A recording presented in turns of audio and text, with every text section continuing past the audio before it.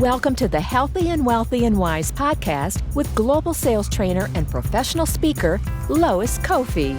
Each week, it is her goal to share inspiration and education for you to be, do, have the best health and wealth and wisdom for your life.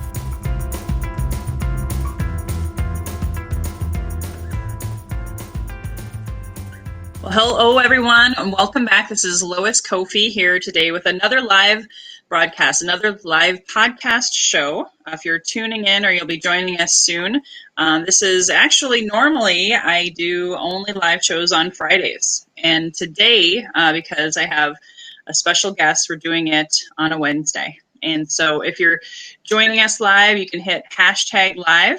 And if you're watching it on the replay, do hashtag replay. My name is Lois Kofi. I'm a sales trainer, podcaster, and a speaker who loves to have authentic conversations about health, about wealth, and of course about wisdom. And so today, my special guest is actually teeing up an amazing trilogy of back to back to back. I got a Eric Lofholm today. I've got a great guest couple tomorrow. I'll explain about that later. And then Friday is my normal slot to talk about health this week. But there's been so much going on in the world, as you all know, that has been impacting people personally and professionally. And so I wanted to bring one of my mentors on today, who's a master at sales, a master at staying in the conversation with people. He's built so many relationships, including my own. I met Eric back in 2007 when I was going through a very, very, very challenging time, much like many people are now, going into a recession with pandemic, coronavirus, shelter in place.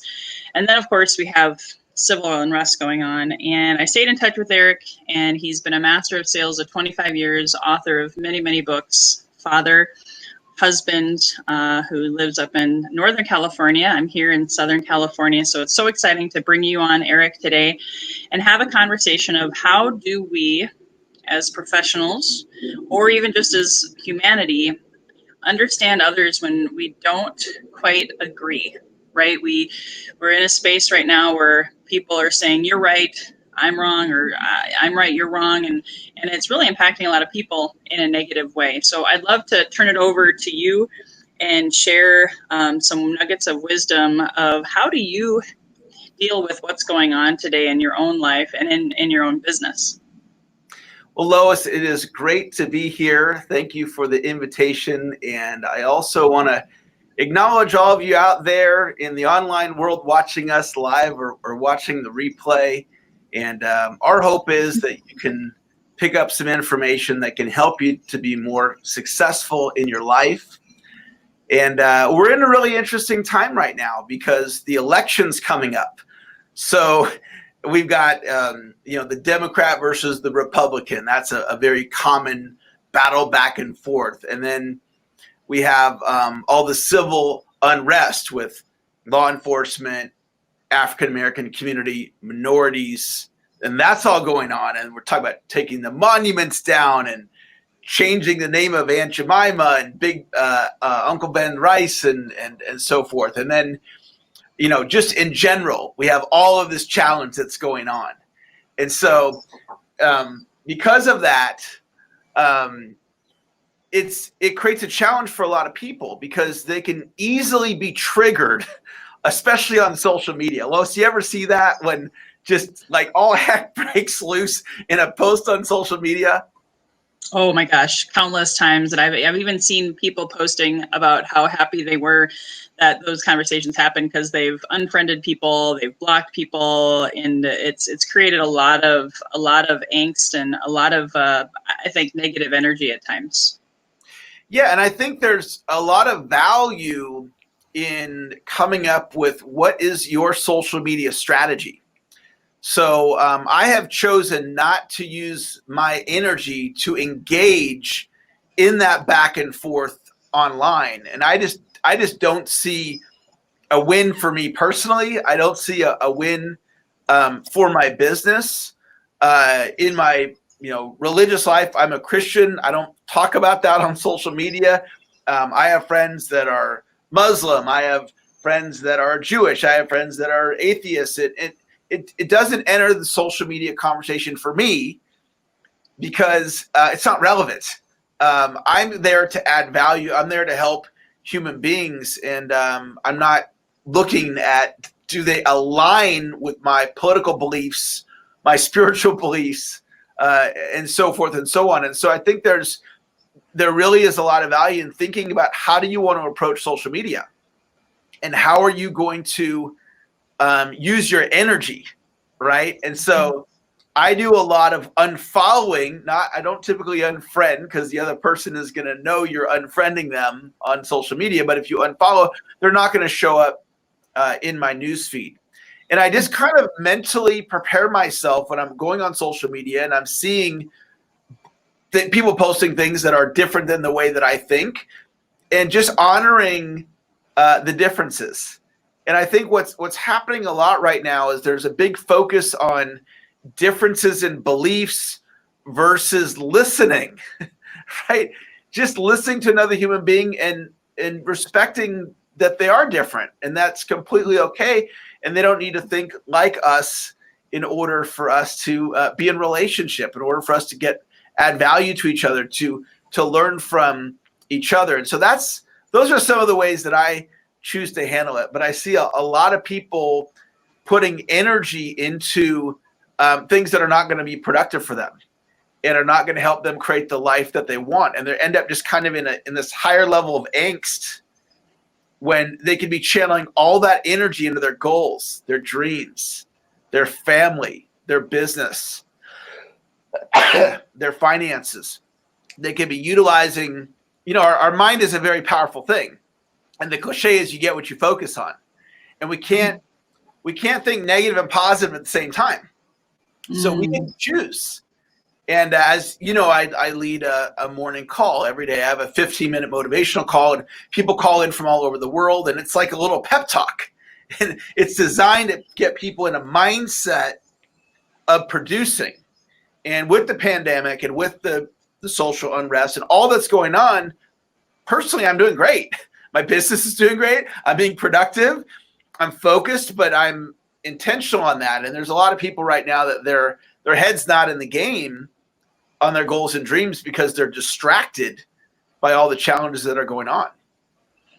Yeah, and I know not everyone knows you that's listening. So Erik's kind of a big deal. I mean, he's produced millions and millions of dollars, and coming from starting out as a cook at McDonald's that didn't even have a college degree. And I think that also helped you grow and expand your mind. And also you worked with the likes of Tony Robbins, Les Brown. You've been pouring into yourself a lot of personal development. And I think working NLP and scripts and understanding the power of language and listening. Can you speak more about your journey and how you got to, I would say, be so emotionally intelligent and so positive and so focused today?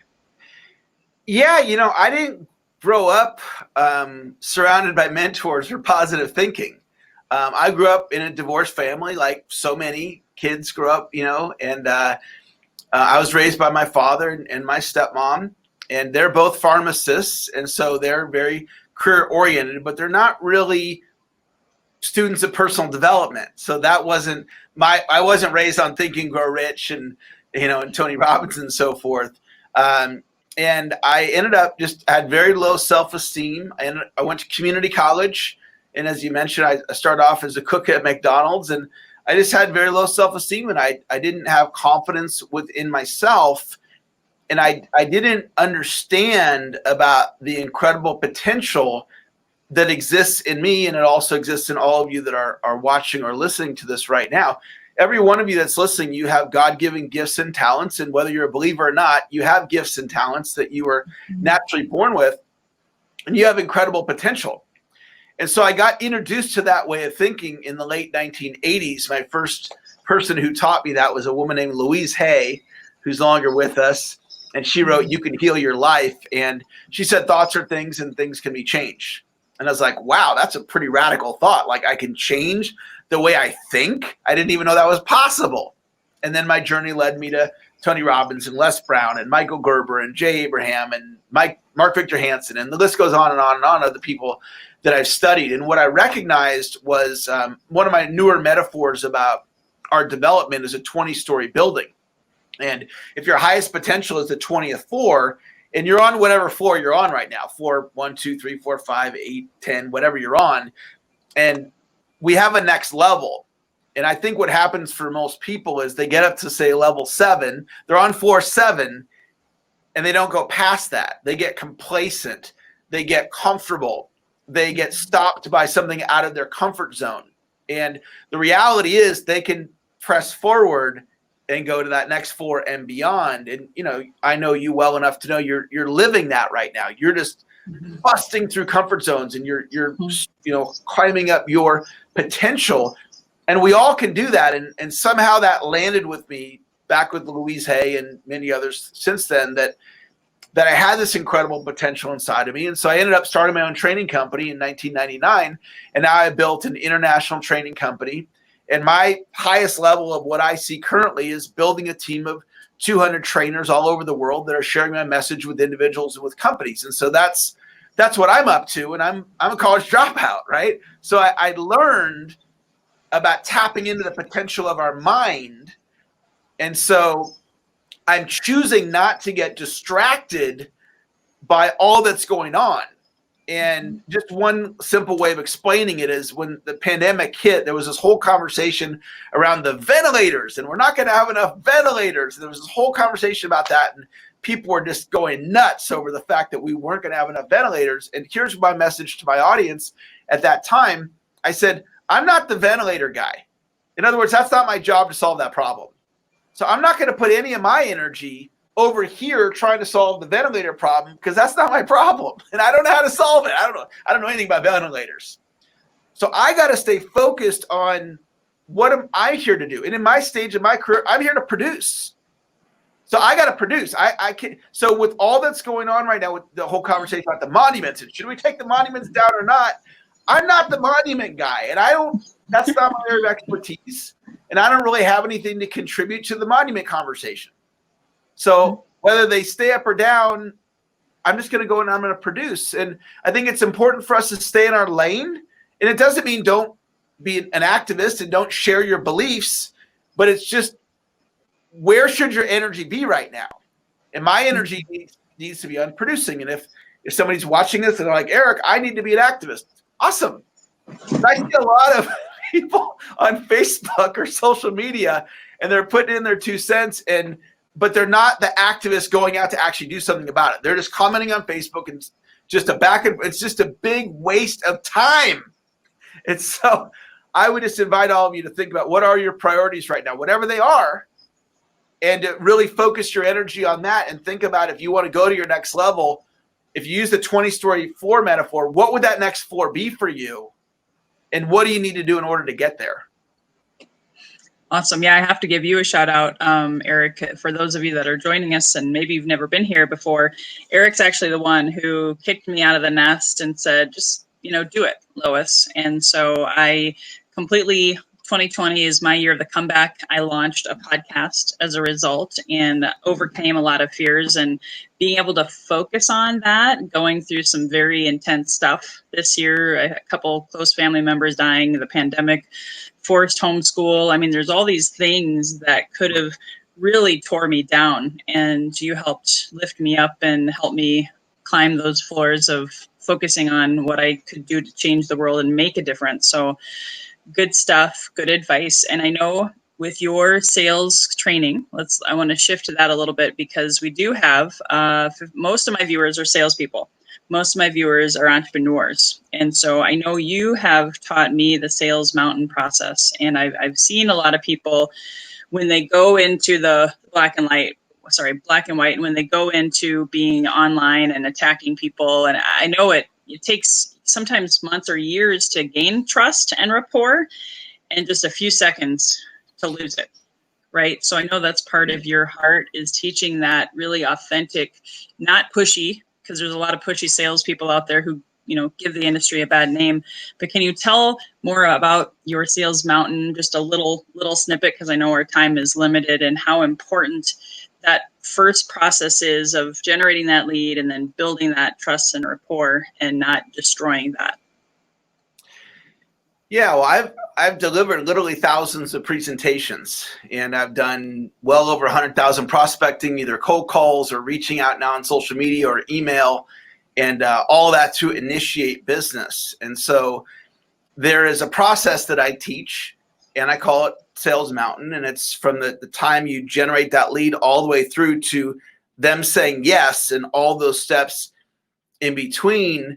And I've developed a step-by-step process that anybody can follow. And it's not so much I developed it, it's more of me studying anyone that's great at teaching influence. Any of the great sales trainers out there, Zig Ziglar, Tom Hopkins, my mentor, Dr. Moyne, me delivering thousands and thousands of presentations. And what I discovered was there's duplicatable patterns that anybody could follow. And so when you learn these patterns, you can immediately implement them and to help you to be more successful. And the first step in the pattern is trust and rapport. So the first thing that we need to do is build rapport with somebody. And the way we do that is we find common ground. So it gets to be kind of a dangerous thing from an influence standpoint if you're going to have your social media filled up with, you're a, pro-Democrat or you're pro-Republican, and you're out communicating that in a very powerful way, and it's your Facebook and you can do whatever you want, but understand that a lot of people aren't going to agree with that. And so now we have a fundamental difference in rapport. And you go, well, I can do whatever I want, Eric. It's my Facebook. And it's like, yeah, you absolutely can. But are you wanting to build a business? And when people do business with you, they're going to look at your social media.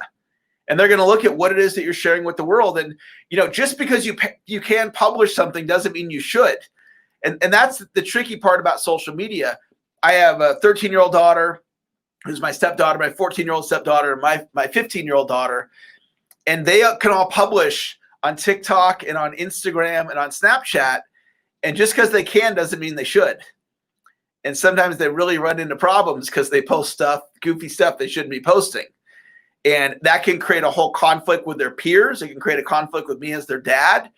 So there's a responsibility with publishing, and the sales process starts with trust and rapport, and then it's identifying needs, and then it's bringing the benefits to life, and then it's making an offer, and it's asking for the order. So Sales Mountain is all about the pattern of getting to yes. And the reason to study sales is to learn how to get more yeses in your life. And anybody can learn it if you're willing to put the time in. Awesome. And because I know I'm in a lot of your Facebook groups, and if someone, can you talk more about like with your clients and keeping that personal and professional differential? Like, do you have any philosophies on if you get someone in your private Facebook group, but you don't friend them? Or I've heard all these different conversations of how to be your true authentic self online, but also protect yourself from potentially yourself making those mistakes. Do you have any thoughts on that? My Facebook, I really view it as a business strategy. And some people think, well, LinkedIn is the business social media and Facebook is the personal one. I don't think of it like that. It's all out there for everybody to see, unless you set your settings up where there's things that people can't see. And so I don't look at, well, Facebook's for friends and family. That's just my own mindset. There's so much business to be had, and people want to connect with us. And Facebook is a very different energy than LinkedIn. And it's not common that you would have a profile photo of you and your spouse, for example, or your kids on LinkedIn, but that would be very common on Facebook, at least putting photos of your family on your Facebook. And so when I'm doing business with somebody, I'm almost always going to go look at their Facebook, and I'm going to see what's on there and how they're posting it, and I'm going to look at their photos, and I'm going to get a vibe about them. And so it's just kind of like, what's your strategy behind it?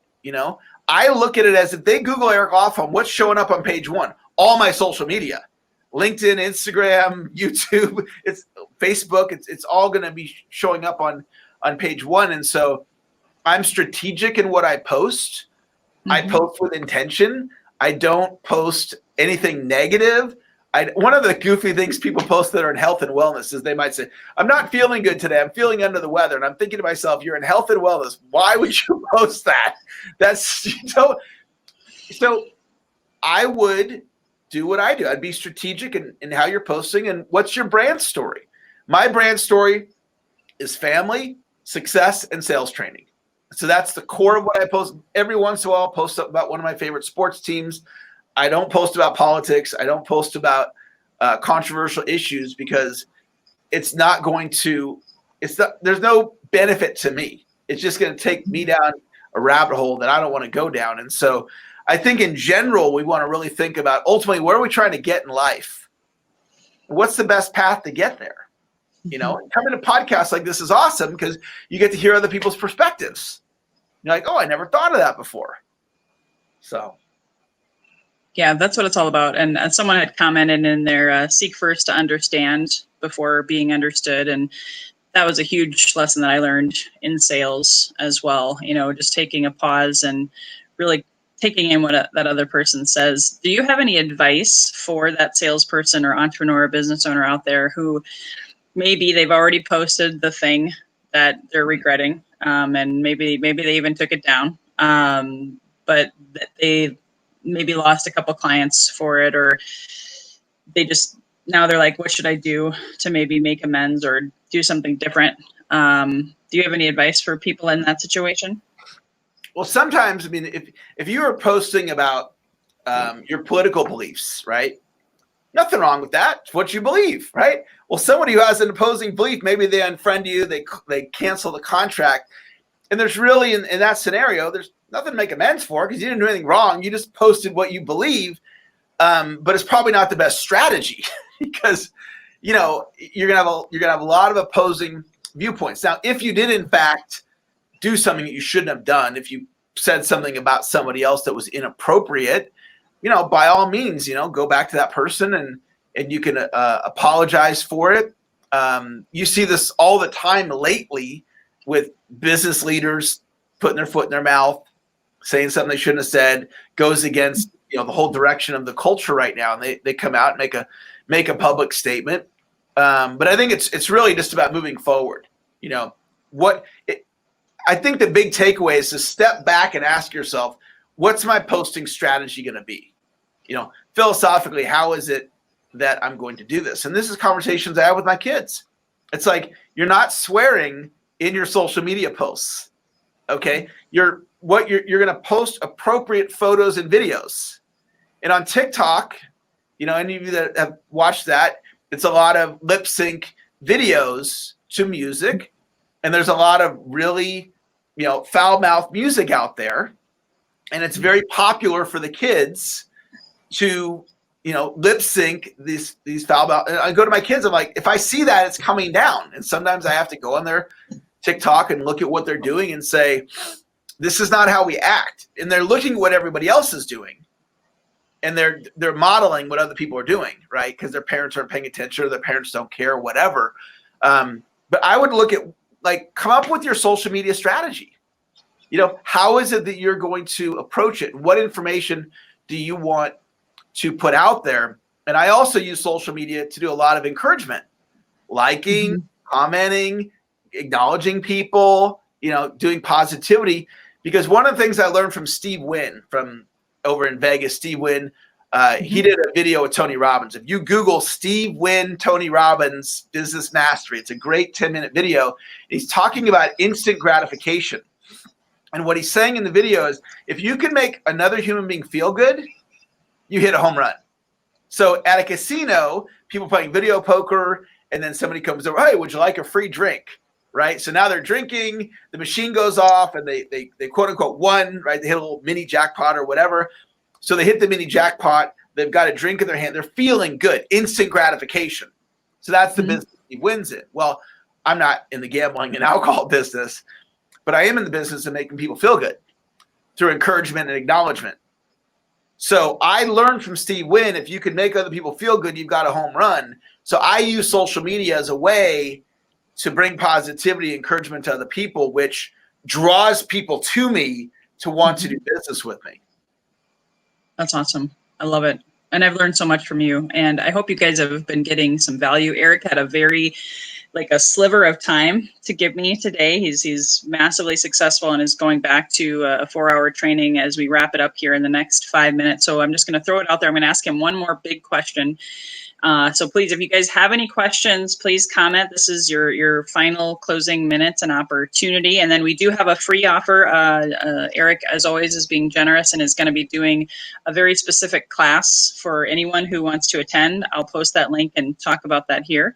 One of my favorite questions to ask at the end of my podcast, because the title of my podcast was very strategic. You use that word, is healthy and wealthy and wise, because I know I was that salesperson, that Ironman triathlete that was always go, go, go, go, go, go, go. And I did a lot to destroy my health in order to make wealth. And so that was why I went the path and attracting a lot of people who want to have the best life and live their highest and best version of themselves. And I know you teach that.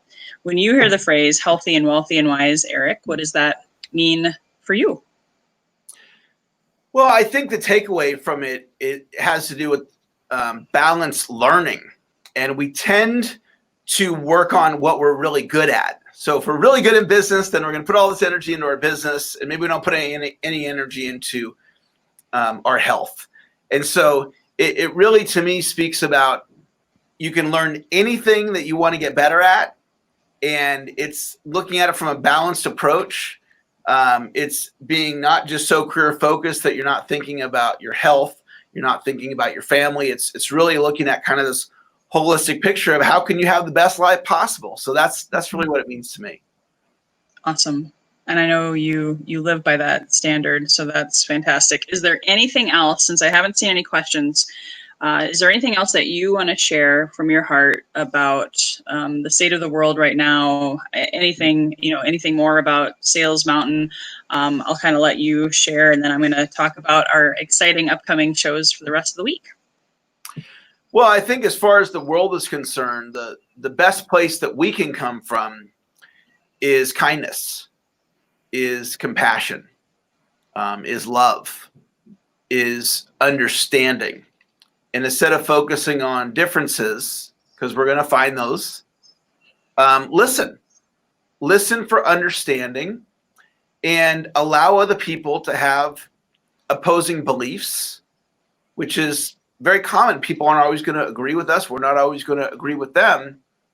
But we can do a really great job of coming from compassion and understanding. The world right now is in trauma, and we're in need of this beingness of love, caring, and compassion. And the more that you can bring that to your family, I have 2 stepdaughters, and if I look at life through their lens, right? So of course their parents are divorced. I'm with their mom, and then they also live with their dad. So they live with us, they live with their dad.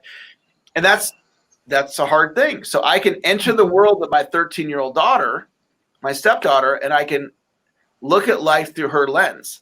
What's it like living in 2 different homes without both your parents being in the home, and really coming from a place of understanding? That's just an example. We can do that with anybody in the world. And we can have a better understanding of what other people are going through. And I think that can help you get a lot of insight and can help you to be more successful.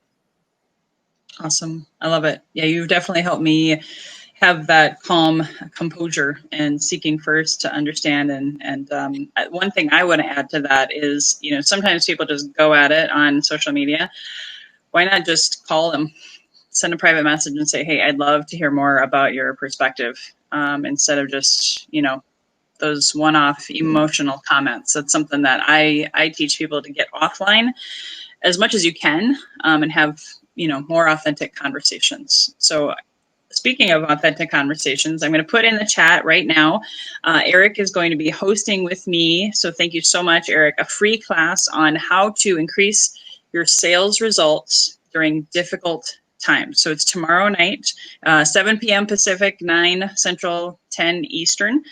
So you're going to get even more value, more specific on how to increase your sales results when you're going through all of this stuff, how you can stay focused on the good stuff and growth and all of that. And last minute here, we have 2 more shows. So tomorrow at 2 p.m. Central, 12 Pacific, I have a couple, Mr. and Mrs. Sam and Kim Bean, who are going to be talking with me and my husband, who is African American, about what we call colorblind marriages and how to navigate some of those difficult conversations that are happening right now in households, and how to even speak to your biracial children, which is a topic very near and dear to my heart. And then Friday is all about health, and we're going to have Dr. Mel Krug and her brother Michael talking about how if I don't change my situation right now, I'm going to die, specific to life-saving health journey that they've been through. So thank you again, Eric, for tuning in. Thank you, all of our amazing listeners. We appreciate you. And until next time,